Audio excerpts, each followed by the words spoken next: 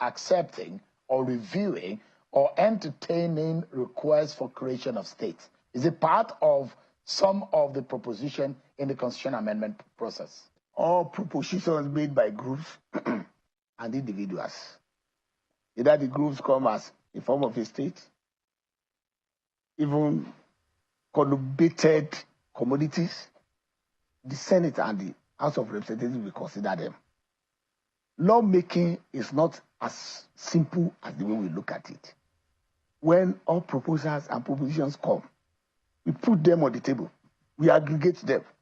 We have already informed the committees and then senators go to their districts, not only districts, even geopolitical zones, to go and hold public hearings and collect proposals and propositions from our people. When we put all those things on the table, we are still going to have a public hearing head and to be spearheaded by the committee in charge of it, because we have a committee in charge of a constitutional review, which is headed, especially the Senate, by the Deputy Senate President. Then after that, it is what will come out from that we form a report to the Senate to consider. The same will form a report to the House of Representatives to consider. And then the two chambers will now meet and now have a kind of, after that joint meeting, they will have a kind of agreement and arrangement. It is that we will put back to the senators and to the representatives to consider.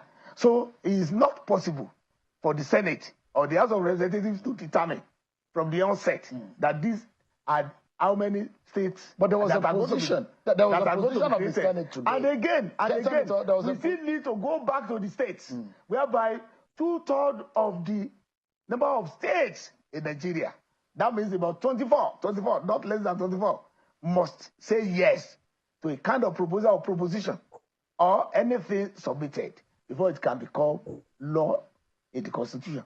So it is not prerogative of the Senate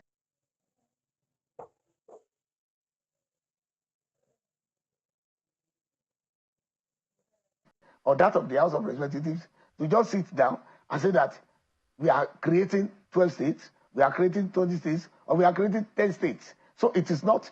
But are those proposals on the table? We have not seen them, because the committee has not come to the Senate to bring the aggregated proposals. So just about 2 or 3 days ago. Tell us about the agenda. Tell us about the agenda of the National Assembly, because there are a lot of our agenda. Just a moment about the constitutional review, because there are those who will say there should be priorities as far as the problems or the crisis in the country. Yes, we have priorities. Are you focusing on those priorities? Yes, we have priorities. With a view of resolving them? Yes, we have priorities from the National Assembly. Because if you look at the proposals that are being brought up today, there are some that emanated from the National Assembly. One, the gender matter, women participation in governance. That one came from even the Deputy Speaker. The reserve seats. Yes, from the House of Representatives, whatever we call it. We are talking about gender inclusiveness in it. So whatever way we do it, after all the public hearings and after everything, after the judge joining and after going through the crucibles of lawmaking, whatever we call it, that one is a priority. Another priority is the state police, which we think that is going to assist the security apparatus of Nigeria to make sure that, because even when we are talking about politics is local, economics matters are local, then definitely security too is very local. So we think that we should just break down the security architecture of Nigeria down to the grassroots, whereby we can have our own local approaches as it is going to be brought by the states, and then we are getting even feelers from Is electoral reform part of your priority? No, I'm still going on. Is electoral reform part of it? Seriously. There are a lot of Nigerians who are worried about the appointment of those who head INEC. Are you thinking of taking that power away from the president? It is not our thinking.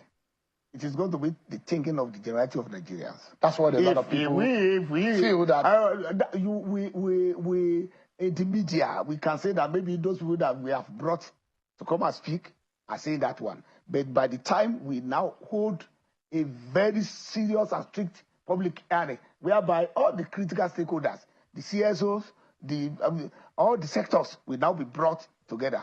And then whatever they say, we aggregate. It's going to be done openly. It's not going to be done in secrecy. So if the aggregated opinions of Nigerians is that, okay, we just have to maybe relieve either the president or whoever from maybe appointing electoral officers who are going to manage. What are you and your colleagues thinking?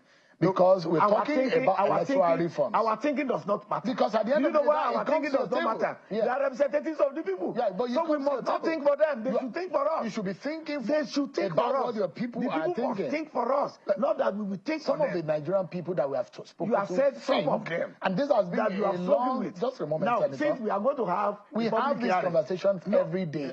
And there is the opinion of a lot of people that since we are going to appointments of those who head INEC should be made